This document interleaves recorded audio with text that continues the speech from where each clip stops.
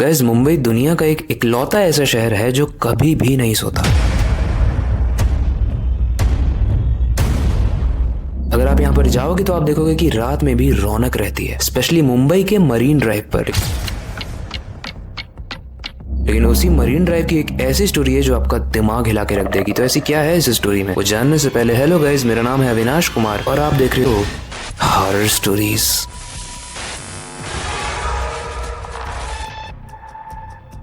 रोहन रोज office खत्म होने के बाद मुंबई के मरीन ड्राइव घूमने जाया करता था। एक रात ऑफिस से निकलने में लगभग 2 बज चुके थे। मरीन ड्राइव पूरा खाली था और ठंडी हवा चल रही थी। वो एंजॉय करते हुए वॉक कर रहा था, तभी उसे अचानक से एक लड़की के रोने की आवाज आती है। वो उस लड़की को अकेले रोता देख उसके साइड में जाके बैठ जाता है। क्या हुआ, तुम रो क्यों रही हो? उसने लड़की कहती है, मेरा नाम सिया है और मेरे बॉयफ्रेंड ने मुझे चीट किया है। रोहन ये सब सुन ही रहा होता है, तभी उसे अचानक से सर में बहुत तेज से दर्द होता है और वो बेहोश हो जाता है। सुबह जब उसकी आंख खुलती है तो वो मरीन ड्राइव पर लेटा हुआ था। तब उसके पास कोई भी नहीं था और आखिरी चीज जो उसे याद थी वो थी वो लड़की। अगली रात फिर से ऑफिस खत्म होते ही रोहन उस लड़की को ढूंढने मरीन ड्राइव पर निकल जाता है। वो काफी देर तक ढूंढता है लेकिन उसे मिलती नहीं। लेकिन जैसे ही रात के 3 बजते हैं वो लड़की उसे मिलती है। रोहन क्यूरियोसिटी से भरा हुआ था कि आखिर पिछली रात में हुआ क्या। तो लड़की कहती है कि तुम काफी थक चुके थे इसलिए तुम्हारी नींद लग गई होगी। फिर वो दोनों ऐसे ही बात करने लगते हैं और थोड़ी देर बाद रोहन के सर में बहुत तेज से फिर से दर्द होता है और वो बेहोश हो जाता है। अगले दिन वो फिर जगता है, उसे कुछ समझ नहीं आता है मगर उसके दिमाग में सिर्फ एक चीज चल रही थी। वो जैसे उस लड़की का दीवाना हो चुका था। उसे उसके दिमाग में सिर्फ वही लड़की याद रहती थी। रोज रात ऑफिस से आने के बाद वो उस लड़की का घंटों वेट करता था, उस लड़की से मिलता था,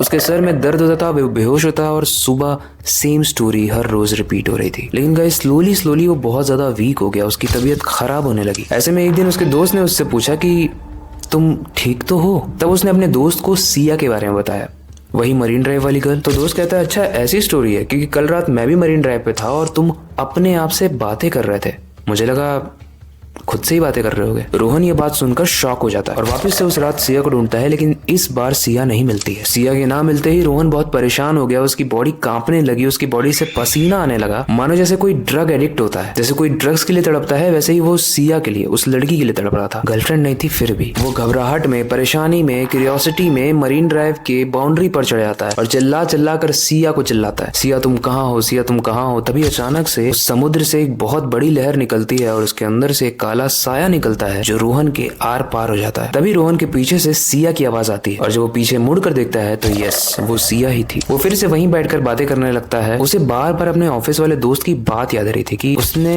रोहन को अकेले बात करते हुए देखा था, लेकिन वो तो सिया के साथ बात कर रहा था। इस चीज का प्रूफ करने के लिए रोहन सोचता है कि मैं एक सेल्फी लेता हूँ सिया के साथ और जाके कल मेरे दोस्त के मुंह पे मारूंगा कि देख मैं अकेले बात नहीं कर रहा था, मेरे साथ सच में कोई थी। रोहन ने अपना फोन निकाला एक सेल्फी लेने के लिए। जैसे ही कैमरा ऊपर किया उसने देखा कि उस मोबाइल के कैमरे में रिया का हाथ काफी अजीब दिख रहा था। उसे ये सब ऑकवर्ड लगा, उसे कुछ समझ में नहीं आया। तभी उसने सिया से पूछा कि सिया तुमने मुझे आज तक बताया नहीं कि तुम रहती कहाँ? उसने इस बात का कोई भी जवाब नहीं दिया और रोना शुरू कर दिया। तभी रोहन के सर में वापस से दर्द होता है और हर बार जब भी उसके सर में दर्द होता है उसे कुछ भी याद नहीं रहता है। रोहन को समझ में आने लगा कि वो बेहोश होने वाला है, तो उसने पूरी हिम्मत करके अपना मोबाइल निकाला और कैमरा ऑन करके सिया की पिक लेने की कोशिश की। और जैसे ही उसने किया सिया बहुत तेज चिल्लाई और ये आवाज किसी इंसान की नहीं थी बल्कि एक भयानक जानवर की थी। रोहन ने जैसे ही अपनी खींची हुई पिक देखी उसका दिल सहम गया, उसके पैरों के नीचे से जमीन खिसक गई, क्योंकि उसने जो अभी पिक ली थी उसमें कोई सिया या कोई इंसान नहीं था, एक उल्टे पैरों वाली चुड़ैल थी। रोहन काफी चीखते चिल्लाते हेल्प मांग रहा था, तभी सिया एकदम से आसमान में उड़ती है और वहां से उड़कर तेजी से समुद्र में समा जाती है। रोहन काफी अजीब था, इतना तो हमारे में से किसी के भी साथ होता तो हम सस्पेक्ट कर ही लेते कि भाई सर बार बार क्यों दर्द हो रहा है। स्ट्रेंज कि रोहन को ऐसा कुछ भी नहीं लगा। आपके साथ होता तो आप क्या करते? कमेंट में जरूर बताना। इस कहानी से रिलेटेड कोई भी फीडबैक हो वो भी आप कमेंट में बता सकते हो और नेक्स्ट एपिसोड की एक्साइटमेंट को दिखाते हुए जो कमेंट करना है वो ऑलरेडी आपको पता है।